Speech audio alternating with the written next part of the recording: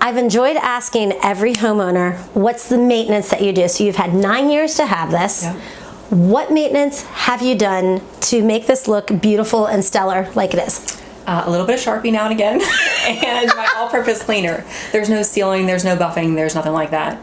You haven't waxed it, you haven't resealed it, you haven't done anything like that. I don't cut directly on it. I wouldn't cut directly on anything. Okay. And I don't set hot pots on it, and I wouldn't do that with anything else either. Okay. But other than that, no maintenance at all. Okay, so remember, because we've put this on our downloadable comparison chart, so make sure you download that. It's the same one for the whole series, but she has not cut directly on it. Right. You've used a cutting board. Yep.